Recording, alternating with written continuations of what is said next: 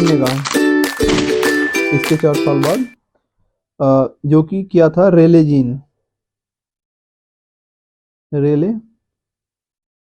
Jeans law. Okay, तो रेले Jeans law क्या था? रेले जीन एक आपके फिजिसिस्ट थे जिन्होंने इन्होंने कुछ अलग एजम्पशंस लिए, कुछ अलग क्लासिकल आइडिया यूज किया, जिससे इन्होंने एक अलग फॉर्मूला निकाला ब्लैक बॉडी रेडिएशंस के।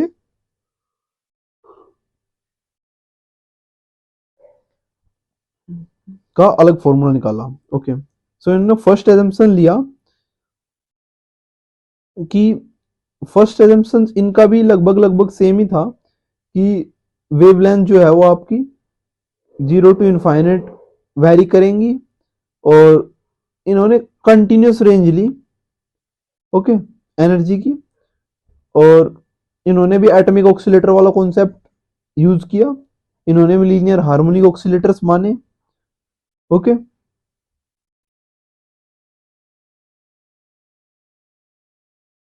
लेकिन उन्होंने एक इक्विलिब्रियम कंडीशन एज्यूम की एनर्जी डेंसिटी की।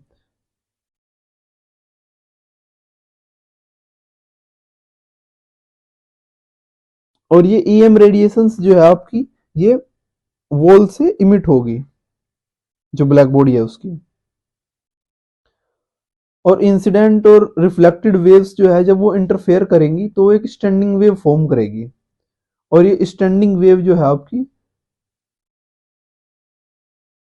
आपके एक पर्टिकुलर रेंज में अगर फ्रीक्वेंसी में थोड़ा सा चेंज करें तो उसके अकॉर्डिंग कितना एनर्जी डेंसिटी आएगा पर्टिकुलर पर यूनिट वॉल्यूम में, उसे अगर हम कंसिडर करें तो हमें नंबर ऑफ ऑक्सीलेटर्स या नंबर ऑफ रेजोनेटर्स जानने हैं, तो उसके लिए हमें क्या जानना होगा? उसके लिए हमें नंबर ऑफ मोड्स जानने होंगे। ओके, तो हम नंबर ऑफ मोड्स जान के नंबर ऑफ रेजोनेटर्स या ऑक्सीलेटर्स जान सकते हैं। तो क्योंकि इन्होंने एक स्टैंडिंग वेव फॉर्म की, तो स्टैंडिंग वेव के लिए इन्होंने ई रेज टू द पावर के आर लिया होगा, जो कि वेव वेक्टर है। ओके, तो इट मीन्स आपका जो, अगर हम एनक्लोजर की एक पर्टिकुलर लेंथ कंसिडर करें, ओके, तो एक्स डायमेंशन में के x L x 2 pi n x होना चाहिए, 2 पाई का इंटीग्रल मल्टीपल होना चाहिए। क्यों होना चाहिए? क्योंकि तभी e raise to the power some 2 pi n x होगा, तभी ये आपका 1 होगा, और तभी आपका मोड आएगा। ओके, क्योंकि ये मोड का क्राइटेरिया है, मोड तो तभी बनता है एक स्टैंडिंग वेव में। अब ऐसे ही आपका के Y L Y 2 pi N Y होना चाहिए, और के Z L Z 2 pi N Z होना चाहिए। ओके, मतलब हर एक डायरेक्शन में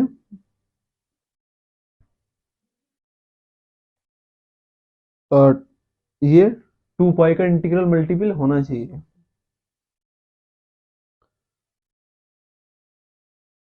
जो एंगल है, तभी आपका मोड फॉर्म होगा। तो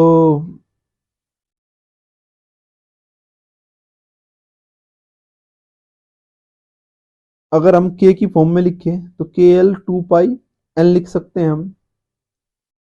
ओके, ओके,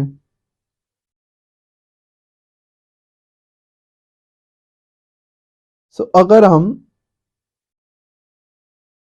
एन स्पेस में जाए, अगर हम एन स्पेस में जाए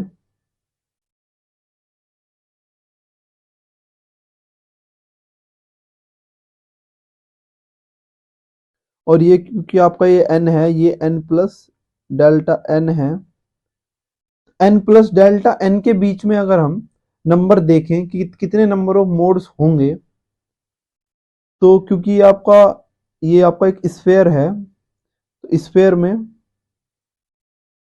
स्पेयर में जब हम देखेंगे तो ये जो आपका ये जो डिस्टेंस है दैट इज dn, dn या delta n, small change in n. Okay, n एक काफी बड़ी वैल्यू है और dn is very small as compare to n. Okay,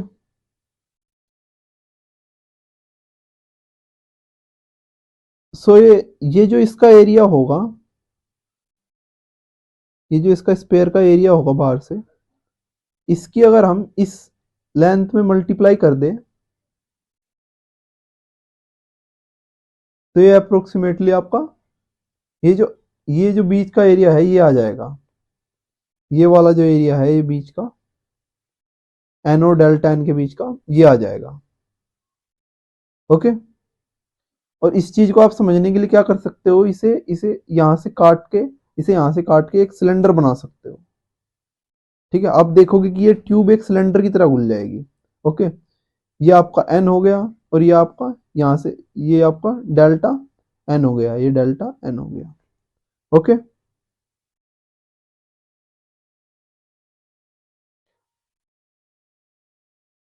तो अगर हम इसे सिलेंडर इसे पूरी आपको ये टायर की शेप का है एक, है ना, तो अगर हम इसे खोल लें, यहाँ से खोल लें और इस फॉर्म का कर लें तो ये जो लेंथ होगी ये क्या लेंथ होगी, ये आपकी जो सरफेस एरिया होगा वो होगा, है ना, ये सरफेस एरिया होगा आपका स्फेयर का वो होगा। क्योंकि मैं इसे देख रहा हूँ, मैंने जो सिलेंडर फॉर्म किया ये S2D में कर दिया, लेकिन एक्चुअल में ये आपको क्या है 3D में है ना। तो ये यहाँ पे जो इसकी लेंथ होगी ये एक्चुअल में एरिया होगा, इनसाइड जो सरफेस एरिया होगा इनसाइड स्फेयर का, तो वो सरफेस एरिया क्या होगा 4 पाई r स्क्वायर, क्योंकि r इज n तो 4 पाई n स्क्वायर होगा।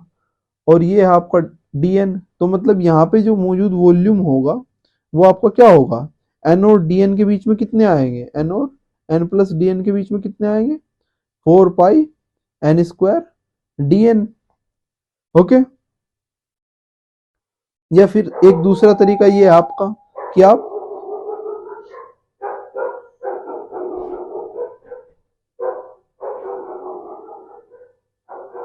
आप वॉल्यूम का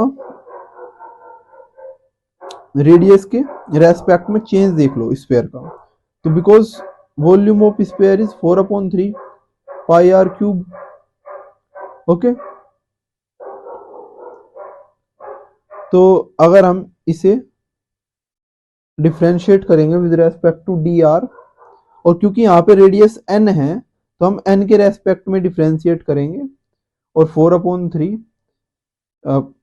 पाई एन क्यूब होगा, तो यहाँ पे क्या आएगा 4 पाई r स्क्वायर आ जाएगा, 4 पाई n स्क्वायर आ जाएगा। तो ये है small change in volume will be 4 pi n square dn। Okay, तो जो स्मॉल वॉल्यूम होगा, ये जो इनके बीच का वॉल्यूम होगा, एक n रेडियस का स्पेयर है और एक d n plus d n radius का स्पेयर है, तो उनके बीच में जो ये वॉल्यूम होगा, ये जो पूरा वॉल्यूम होगा दैट विल बी, ये volume change that will B, ये जो पूरा वॉल्यूम होगा दैट विल बी dv, और इसकी वैल्यू कितना होगा 4 pi n square dn। Okay,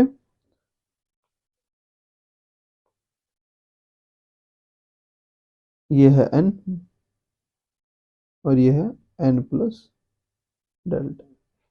okay, तो इस तरह से हमें वैल्यू मिल गई कि नंबर ऑफ मोड्स कितने होंगे n और n प्लस dn के बीच में। ओके, सो वो हमारा क्या आया,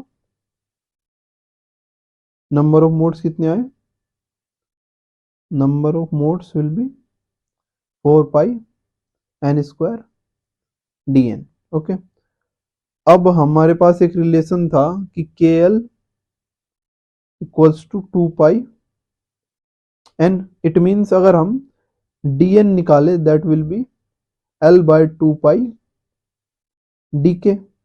ओके, तो अगर हम नंबर ऑफ मोड्स को जो कि n प्लस n और n प्लस dn के बीच में थे, उन्हें number of modes between k to k plus dk के बीच में नंबर ऑफ मोड्स निकाले, वेव वेक्टर की फॉर्म में देखें, तो वो क्या आ जाएगा, dn की वैल्यू इसमें रख दो और k की वैल्यू इसके टर्म्स में रख दो, n की value will be l by 2 pi into k। तो ये दोनों वैल्यूज असाइन कर दो, तो नंबर आ जाएंगे in terms of k will be 4 pi l square upon 4 pi square k square और dn will be l upon 2 pi dk। तो ये हो जाएगा 4 पाई l अपॉन 2 पाई cube k square dk। Okay, और अगर हम वेव नंबर की फॉर्म में ना लेके, वेव वेक्टर की फॉर्म में ना लेके, इसे फ्रीक्वेंसी की फॉर्म में चेंज करना चाहें, ओके, क्योंकि फ्रीक्वेंसी को हम वेव वेक्टर की फॉर्म में लिख सकते हैं, frequency is nothing but c by lambda and we know that k is 2 pi by lambda. तो हम इसे लिख सकते हैं 2 pi k by 2 pi c। Okay, so इससे हमें k की वैल्यू मिली 2 pi frequency upon c। Okay, तो k को इससे रिप्लेस करके हम इसे फ्रीक्वेंसी के टर्म में देख सकते हैं और वेवलेंथ के टर्म में भी देख सकते हैं, तो हम जिस टर्म में चाहे उस टर्म में से कन्वर्ट कर सकते हैं। तो अगर हम फ्रीक्वेंसी के टर्म में देखें तो यानी कि number of modes between new and new plus D new will be, k की वैल्यू फ्रीक्वेंसी के टर्म्स में लिख दो, तो डी के की वैल्यू होगी 2 पाई बाय सी फ्रीक्वेंसी। सो ये नंबर आ जाएंगे आपके 4 pi l cube, l upon 2 pi का क्यूब, एल अपॉन 2 पाई का cube, k square is nothing but 2 pi by c का square into frequency square and d k is 2 pi over c frequency. Okay, so ये है कि कितने number of modes होंगे एक particular frequency के में, अगर थोड़ा सा चेंज करें तो उस चेंज के बीच में कितने नंबर ऑफ मोड्स आ जाएंगे। ठीक है, तो अगर हम ये चेंज पर्टिकुलर, एक पर्टिकुलर यूनिट वॉल्यूम में देखें तो कितना होगा, तो यानी कि हम एक यूनिट वॉल्यूम में देख रहे हैं इस चेंज को, तो तब हम जो वॉल्यूम है, वॉल्यूम क्या है, क्योंकि हमने एक स्क्वायर सॉरी क्यूबिकल बॉक्स लिया था, तो वॉल्यूम है आपका एल क्यूब। तो अगर वॉल्यूम से हम डिवाइड करेंगे, पर यूनिट वॉल्यूम कंसिडर करना चाहते हैं हम, तो ये हमारा कितना आ जाएगा 4 pi upon 1/8 pi cube into 4 pi square upon c square frequency square into 2 pi by c d frequency. अब जो सिमिलर टर्म्स है उन्हें हम कैंसिल आउट कर देंगे, जैसे आपका 2 पाई और 4 पाई स्क्वायर से 8 पाई क्यूब कैंसिल आउट हो गया, और हमारे पास बचा 4 पाई और फ्रीक्वेंसी का square upon c cube D new. तो ये इतने आपके नंबर ऑफ मोड्स है between new and new plus D new. तो अगर फ्रीक्वेंसी में थोड़ा सा स्मॉल चेंज करें तो इतने नंबर ऑफ मोड्स आपके और ऐड हो जाएंगे। ठीक है, इतने नंबर ऑफ मोड्स उसमें आ जाएंगे। ठीक है, तो क्योंकि आपकी ये केवल एक पर्टिकुलर डायरेक्शन में है, अगर हम दोनों डायरेक्शन कंसिडर करें दोनों डायरेक्शन कंसिडर करें, क्योंकि वो राइट हैंड पोलराइज भी होगा, लेफ्ट हैंड पोलराइजेशन भी होगा। तो अगर हम दोनों डायरेक्शन कंसिडर करें तो ट्वाइस हो जाएगा, तो ट्वाइस हो जाएगा 4 पाई। तो तब कितना आएगा, 8 pi frequency square c cube. Okay, तो इतने नंबर ऑफ मोड्स है आपके। अब अगर आपका एक मोड की energy energy of one mode हम केटी कंसिडर कर रहे हैं, अगर एनर्जी ऑफ वन मोड हम केटी कंसिडर कर रहे हैं, तो it means energy density for a particular wavelength कितनी हो गई, 8 pi frequency square into d frequency upon c cube into k T, है ना। Number of modes multiplied by energy of one mode, energy associated with one mode, तो total energy आ गई आपकी जितने नंबर ऑफ मोड्स है उन सब के लिए for a particular frequency and at a particular temperature. तो होगा 8 pi frequency square k T upon c cube d frequency. Okay, तो that is our Rayleigh Jeans law. Okay, Rayleigh Jeans law, और ये हमारा रेले जीन लॉ था।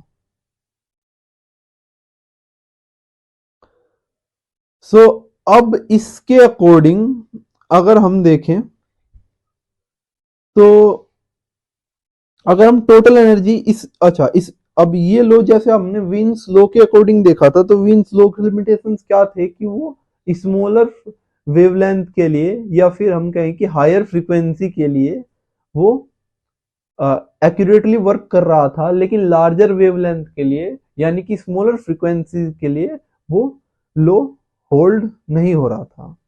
अब अगर हम रेले जीन की बात करें तो रेले जीन इससे अपोजिट बिहेवियर शो कर रहा है।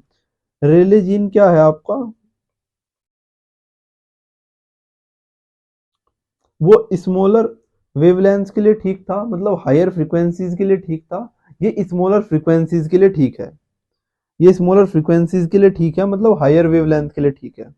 अगर मैं इसे फ्रीक्वेंसीज के टर्म से वेवलेंथ के टर्म में लिखूं, देखो मैंने एक साइड आपका इस साइड वेवलेंथ लिखा हुआ है, इस साइड फ्रीक्वेंसी, मुझे इसे फ्रीक्वेंसी को वेवलेंथ के टर्म में कंसिडर करना चाहिए। Frequency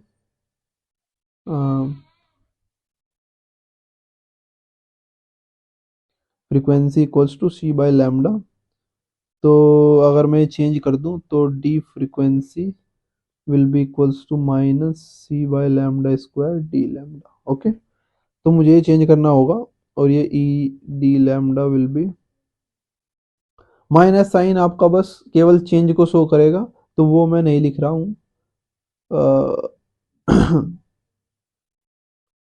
C square by lambda square c cube k T c by lambda square d lambda. Okay, so ये आ गया आपका 8 पाई सी स्क्वायर, ये कट गया, upon lambda 4 k T D lambda. तो ये लैम्डा के टर्म्स में एनर्जी डेंसिटी आ गई। तो आप देख रहे हो कि ये energy density lambda raise to the power के 4 के इनवर्सली प्रोपोर्शनल है। ओके, सो मतलब जब आपकी हायर वेवलेंथ होगी, हायर वेवलेंथ पे ये आपका रेले जीन लो अच्छे से काम कर रहा है, लेकिन लोअर वेवलेंथ पे काम अच्छे से नहीं कर रहा। ठीक है, तो इसका फर्स्ट थिंग क्या थी कि note hold good for lower wavelength, जबकि आपका जो वीन्स लो था, वीन्स रेडिएशन फॉर्मूला या वीन्स डिस्ट्रीब्यूशन फॉर्मूला, वो आपका लोअर वेवलेंथ पे सही काम कर रहा था, हायर वेवलेंथ पे गड़बड़ कर रहा था। लेकिन ये आपका जो रेले जीन्स लो है, ये हायर वेवलेंथ पे ठीक काम कर रहा है, लोअर वेवलेंथ पे ठीक काम नहीं कर रहा। ठीक है, not hold good for lower wavelength. Okay, and work good for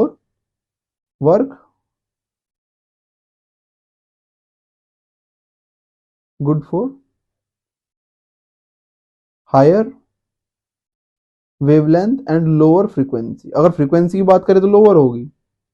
अगर आप फ्रीक्वेंसी के साथ ये ग्राफ प्लॉट करोगे तो उसमें लोअर फ्रीक्वेंसीज के लिए रिलीजियन स्लो ठीक काम करेगा, ठीक वैल्यूज पॉइंट देगा, ठीक एनर्जी डिस्ट्रीब्यूशन शो करेगा, एनर्जी डेंसिटीज की वैल्यू देगा। ओके, अब दूसरा इसका लिमिटेशन ये है कि अगर आप इससे टोटल एनर्जी निकालोगे, हमने total energy Wien's distribution formula से निकाली थी, तो वो भी गलत थी। स्टीफन लॉ के अकॉर्डिंग डेफिनेट आनी चाहिए थी, लेकिन आपकी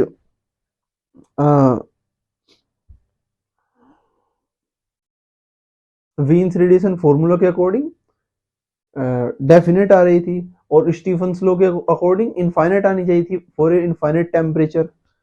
और अब अगर हम रिलीजियंस लॉ के अकॉर्डिंग देखें तो टोटल एनर्जी हमारी क्या होती है, 0 to infinity E of lambda with d lambda. अगर हम इसे इंटीग्रेट करेंगे, हमारा जो एक्सप्रेशन आया है दैट इज 8 पाई के T upon lambda 4 with d lambda. Integrate करना है तो 8 पाई के टी को मैंने बाहर ले लिया एंड इसे इंटीग्रेट किया 0 to infinity d lambda upon lambda raise to the power 4, और ये आपका क्या आएगा, एनर्जी विल बी 8 पाई के T minus 1 by lambda cube. और अगर मैं लिमिट्स 0 टू इंफिनिटी लगाऊं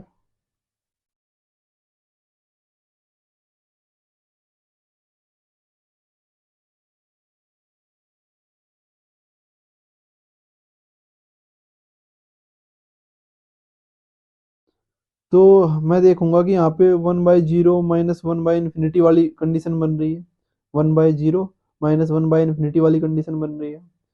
तो मतलब ये एक एनर्जी भी इनफाइनाइट अप्रोच कर रही है, एनर्जी इनफाइनाइट अप्रोच कर रही है। बट अगर मैं टेम्परेचर की वैल्यू को, अगर मैं टेम्परेचर की वैल्यू भी इनफाइनाइट रखूं, यानी कि या तो मैं वेवलेंथ की वैल्यू कम रखूं, वेवलेंथ की वैल्यू ज्यादा ना रखूं, लो वेवलेंथ रखूं, तो लोअर वेवलेंथ पे आपकी एनर्जी इनफाइनाइट अप्रोच कर जाएगी क्योंकि इनवर्सली प्रोपोर्शनल है।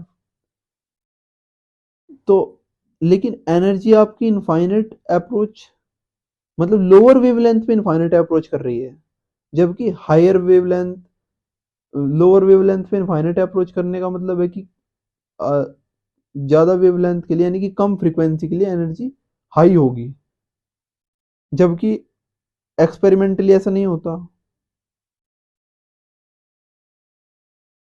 मतलब आई एम सेइंग कि एनर्जी इनफाइनाइट अप्रोच कर रही है फॉर जब आपकी वेवलेंथ जीरो होगी। मतलब जैसे ही वेवलेंथ आपकी लोअर जाएगी, जैसी वेवलेंथ आपकी इस तरफ बढ़ेगी ग्राफ के, आगे ग्राफ, मतलब ये जो ग्राफ था आपका, इसमें वेवलेंथ जैसे जैसे लोअर होगी, वेवलेंथ जैसे जैसे कम होगी, इस साइड जैसे बढ़ेगी, तो एनर्जी इनफाइनाइट अप्रोच कर जाएगी इनके अकॉर्डिंग। भले टेम्परेचर आपका नॉट इक्वल टू जीरो हो, टेम्परेचर हम जीरो ना भी करें तब भी आपका एनर्जी जो है वो इनफाइनाइट अप्रोच कर जाएगी। और इसे बोला गया कि आपका, इसका मतलब है कि लो वेवलेंथ में आपकी सबसे ज्यादा एनर्जी है ना, क्योंकि इनफाइनाइट अप्रोच कर रही है। तो इसका मीनिंग क्या हुआ कि आपकी लोअर वेवलेंथ के लिए मैक्सिमम एनर्जी है। तो इस फेनोमिना को आपका एक अलग से नाम दिया गया। अब लोअर वेवलेंथ मतलब हायर फ्रीक्वेंसी मतलब अल्ट्रावायलेट रीजन, अल्ट्रावायलेट रीजन इसलिए इसका नाम एक अलग नाम दिया गया कि अल्ट्रा वायलेट कैटास्ट्रोफ। ठीक है, catastrophe means disaster means very high amount of energy. Okay, so मतलब अल्ट्रावायलेट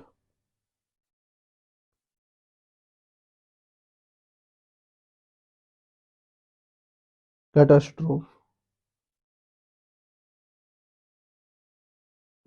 तो एक ये प्रॉब्लम इसमें आ गई जब हमने रेले जीन्स लॉ को सही कंसिडर किया, तो क्योंकि आपकी इनफाइनाइट एनर्जी रिसाइड करने लगी at lower wavelength, lower wavelength पे। ओके, बहुत ही कम वेवलेंथ पे बहुत ही हायर एनर्जी मिली हमें, and temperature is not equivalent to zero. भले टेम्परेचर जीरो नहीं भी था तब भी, लेकिन हमारे जो एक्सपेरिमेंटल ऑब्जर्वेशन है उसके अकॉर्डिंग तो लोअर वेवलेंथ पे इनफाइनाइट एनर्जी का कोई कॉन्सेप्ट है ही नहीं। इसका मतलब हुआ कि जो ये जो अल्ट्रावायलेट कैटास्ट्रोफ है ये सब बेकार है, बकवास है, ऐसा कुछ नहीं होता। ठीक है, लोअर वेवलेंथ इस पे लोअर वेवलेंथ पे एनर्जी इनफाइनाइट नहीं हो सकती। तो इसका मतलब ये जो रेले जीन्स लॉ का ये जो प्रिडिक्शन है इसे ट्रू मान के अगर हम ये टोटल एनर्जी निकाल रहे हैं लोअर वेवलेंथ के लिए, तो ये आपका गलत है, ये ट्रू नहीं है। तो मतलब ये आपका रेले जीन्स लॉ में भी गलती है कहीं ना कहीं, इसलिए ये आपका अल्ट्रावायलेट कैटास्ट्रोफ जैसी कंडीशन दे रहा है। ओके,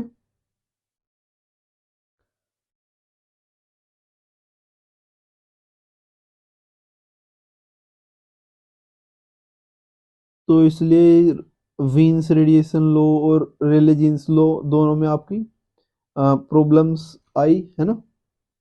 एक अल्ट्रावायलेट कैटास्ट्रोफ दे रहा है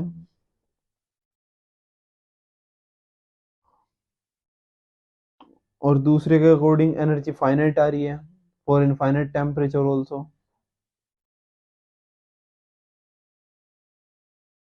सो अब इस ब्लैक बॉडी रेडिएशन को का एक डेफिनेट फॉर्मूला अभी तक हमें नहीं मिला था। हमने रेले जीन्स लॉ के अकॉर्डिंग इसे ट्राई किया या वीन्स डिस्प्लेसमेंट लॉ के अकॉर्डिंग ट्राई किया, बट दोनों में आपके हमने देखा कि उनके कुछ लिमिटेशंस है, कुछ ना कुछ प्रॉब्लम है। कोई हायर फ्रीक्वेंसी रीजन में सही प्रिडिक्शन कर रहा है, कोई लोअर फ्रीक्वेंसी रीजन में सही वर्क कर रहा है, बट एक ऐसा फॉर्मूला हमारे पास नहीं था जो all over the frequency region, all over the wavelength region accurately work कर रहा हो।